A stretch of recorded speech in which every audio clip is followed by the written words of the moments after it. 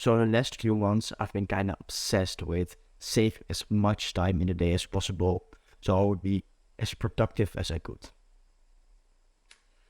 And these are the 5 habits that save me the most time. And habit 1 saved me around 10 to 15 minutes a day. And that is, I have a widget on my phone, and it's a to-do list. I have this app, and then I made it a widget on my phone, so I would have it on my front page, which would show my to-do list, what of the things I needed to do. And when I have a task I needed to do pop up in my mind, I would directly go just write it down real quick, so I wouldn't be thinking about it all the time while I was doing work.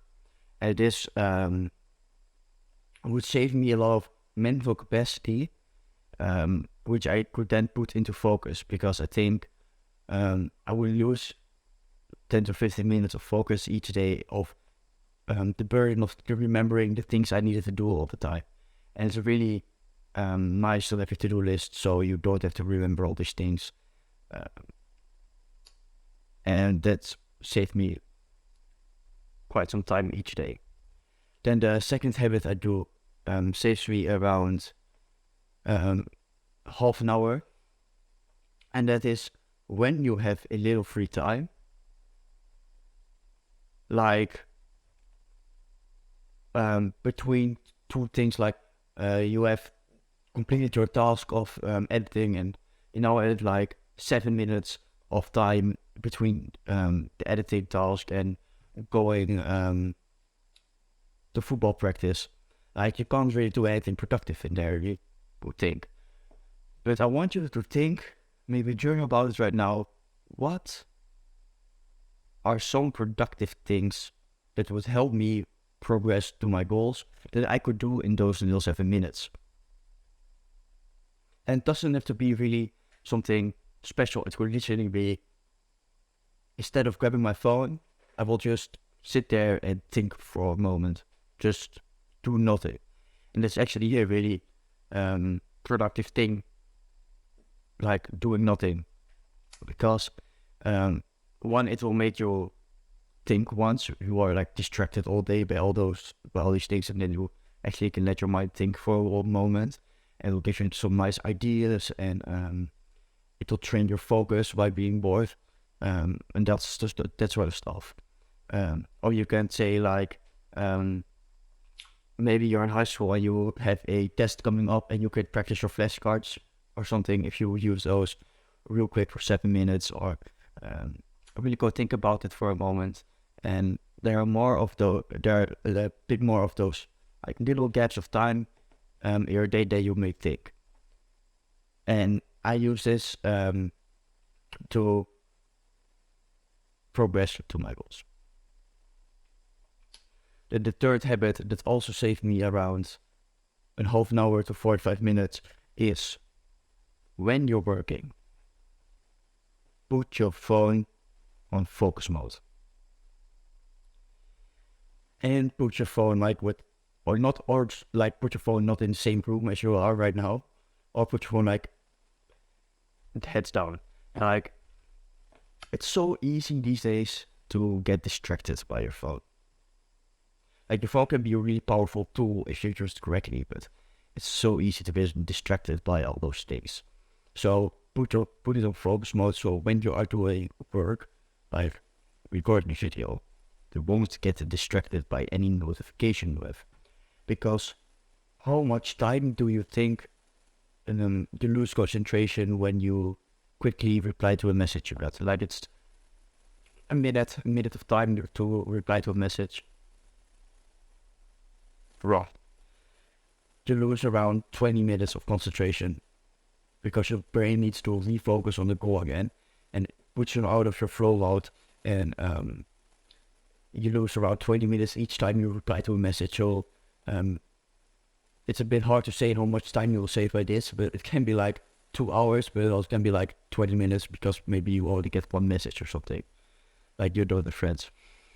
But put your phone on focus mode when you work. It really saves you a lot of time. Be a productive procrastinator is the fourth method. And that saves me around half an hour again. But it's not really saving time because you are procrastinating. And I will explain what productive procrastinating is. So it may sound a little weird.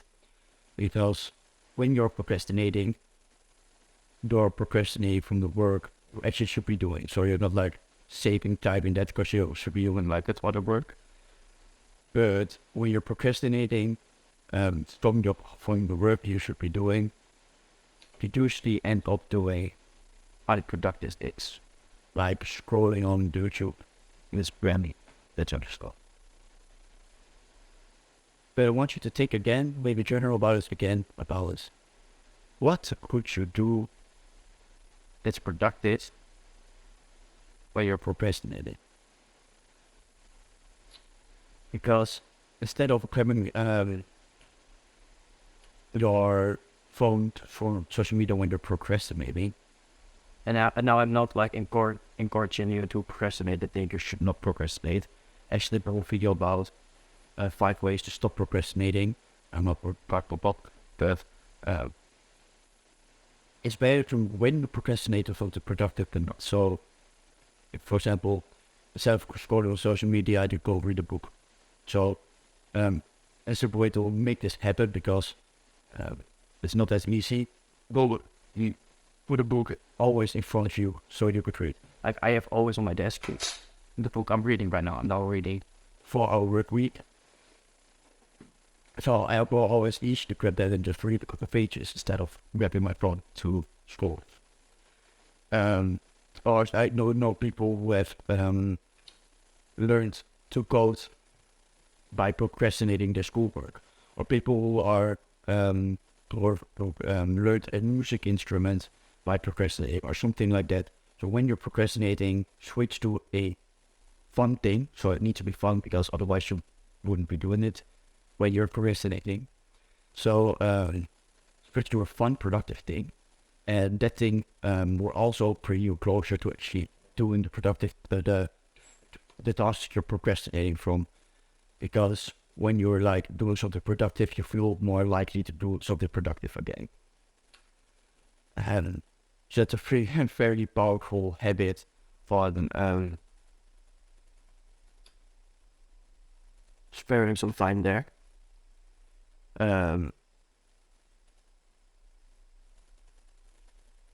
Then another incredibly powerful way is answer your messages in chunks. So you have your phone in focus mode, right? Right. Now you can't answer your messages when they come in directly, but I want you to schedule your day so that you don't have. I want you to schedule your moments you want to answer your messages. So treat them like emails, for example. You will hopefully answer your email in a chunk. Like you have 5 emails, you're like at 1 or 2 times a day. You will answer all the emails you have once. And I want you to do the same with messages. So schedule around like, when I have lunch, I will answer all my messages that I have. And when it's not time to answer your messages, like when there's not a time you're scheduled to answer your messages, just don't look at your messages. Maybe like have your phone in focus mode by then. Maybe like you can, I think, switch like 2 or 3 of like some contacts from your phone off the focus list, so you have your phone in focus mode, but you only can receive messages from those people. So when you receive something really urgent, and you can always reply, for example, like your parents or something, or your girlfriend or anything like that. Answer your messages in chunks, and it saved me around 15 minutes a day. And that's a really 5 powerful habits. Okay, so I'm back. I have a little extra bonus tip I wanted to give you. I first don't want to get this tip because I have mentioned it in a lot of other videos. But I think it's really powerful. I say this again, because this may be the tip that saved me the most time, like an hour a day, and it's plan out your whole day the day before. So grab Google Calendar, please, and just plan out the whole next day. Like, don't leave any gaps. Just plan out what you will do at what moment exactly. Do this like the night before when you're lying in bed. Schedule the whole day and stick to the schedule. Maybe life gets in the way and your schedule gets a bit fucked up, but it's worthwhile to literally spend 5 minutes of readjusting your schedule than just not following your schedule. It will save so much time by scheduling your time. It's really amazing. I hope you can trust me in that, bro. Please schedule your time. Now go do something productive again.